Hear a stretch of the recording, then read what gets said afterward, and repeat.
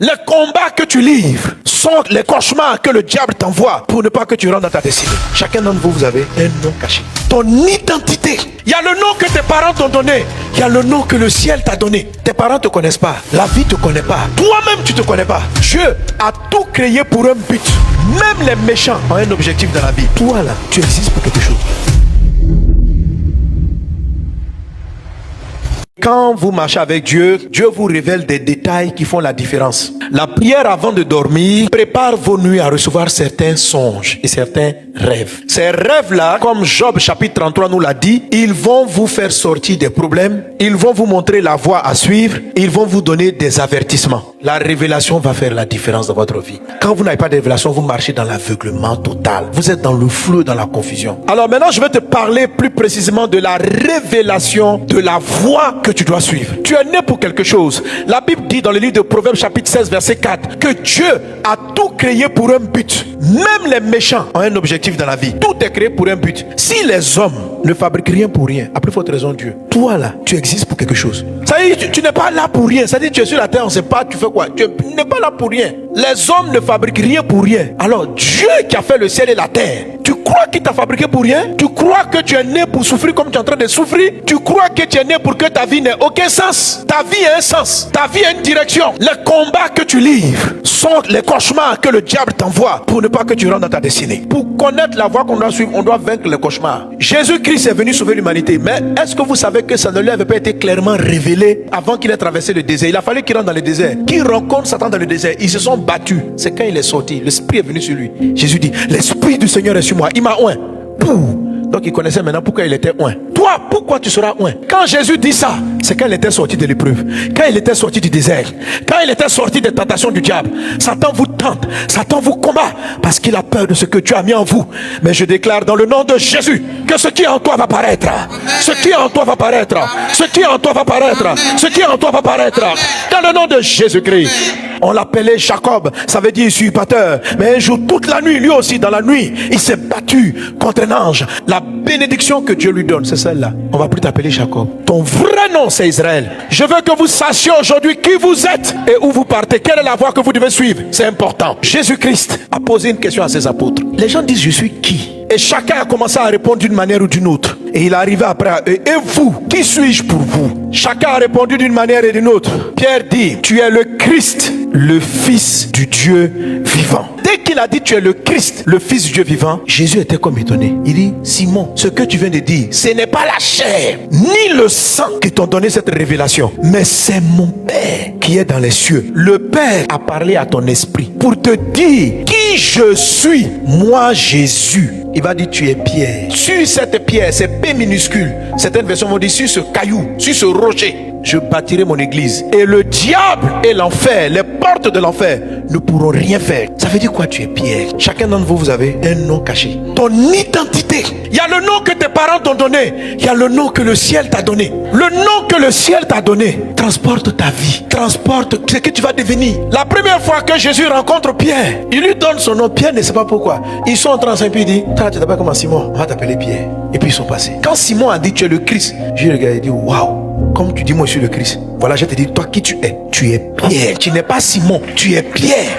Ta maman, ton papa t'a appelé Simon. Dieu dit tu es Pierre. Toi qui me regardes, tu as un nom caché. Il y a un jour tu vas te regarder en face et puis il va te dire toi là tu es qui? Tes parents te connaissent pas. La vie te connaît pas. Toi-même tu te connais pas. Parce que tu t'es pas fabriqué. Mais il y a un moment dans ta communion avec Dieu. Dieu se lève et puis il t'apparaît et puis il te dit toi là qui tu es.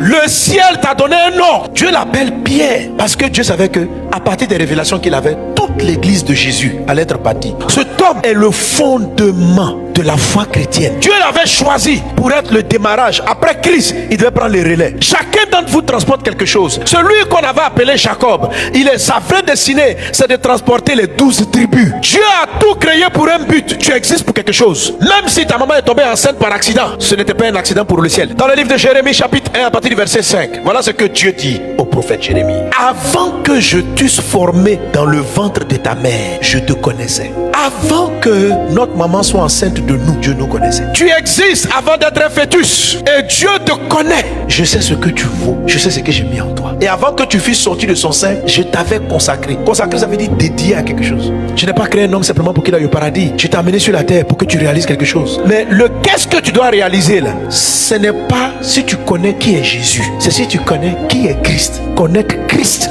te révèle à toi-même. Quand il a dit tu es Christ, Jésus dit toi aussi tu es bien. Qui es-tu ma vie? Qui es-tu? Le jour où tu seras capable de te lever et puis dire j'ai vu Christ, tu entendras.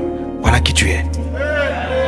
Je ne suis pas Maïmouna. On dit non. Ça c'est le nom que tes parents t'ont donné le jour où ils t'ont vu. Avant que tu ne sois dans le ventre de ta mère, moi je te connaissais. Et je t'avais dédié à quelque chose. Ce ne sont pas mes études qui m'ont dédié à quelque chose. Non. Les études t'ont forgé à être pharmacien. Mais moi, je t'avais déjà dédié. Les problèmes de la vie t'ont amené dans une école qui t'ont donné telle formation. Chacun d'entre vous. Et lorsque vous le trouvez, Jésus dit ceci, vous êtes heureux. Quelqu'un qui n'a pas trouvé le plan de sa vie n'est pas heureux. Parce que c'est quelque chose qui est dans ton profond. C'est-à-dire c'est dans ton esprit. Tu es chrétien même. Tu sais que tu vas au ciel. Tu aimes Jésus, tu sais qu'il t'aime. Mais dans la vie, tu es perdu. Tu vis pour survivre. Tu gères un peu de petits boulots. Si ton travail marche, gloire à Dieu, mais tu es égaré. Tu te sens perdu. Tu ne sais pas qui tu es. Mais tu n'as aucune idée de la grandeur de ce que tu es. De ce que Dieu a mis en toi. Je prophétise que cette session que j'ai commencée ne finisse pas. Que chacun de vous ait la révélation. Pour que Dieu te dise ton vrai nom. Dieu te dise ton vrai prénom. Dieu te dise qui tu es. Il a regardé son fils Simon. Il dit Simon, fils de Jonas. Ce n'est ni la chair, ce n'est ni le sang qui t'ont donné ces révélations. C'est mon Père qui est dans les cieux. Tu es Pierre. Tu n'es pas Simon. Parce que votre destinée n'existe pas le jour où vous naissez. Elle existe avant votre naissance. C'est ce qu'on appelle les instructions scellées. C'est ce que Dieu cache. C'est ce que Dieu enfouit dans votre profond sommeil pour ne pas que le diable la vole. Pourquoi Dieu cache qui vous êtes? Parce qu'on ne donne pas les choses saintes au pourceau. Tant que tu ne comprends pas la valeur d'une révélation, tu vas la gaspiller. Tu es trop important. Tu risques de te gaspiller toi-même. Il faut plus que tu sois à ce niveau pour que Dieu puisse te remettre ça. Un monsieur, on l'appelait Abraham. Dieu dit, est-ce que tu sais que je vais bénir toutes les nations avec toi? Quand Dieu arrive, il dit, voilà ton vrai nom, tu t'appelles Abraham.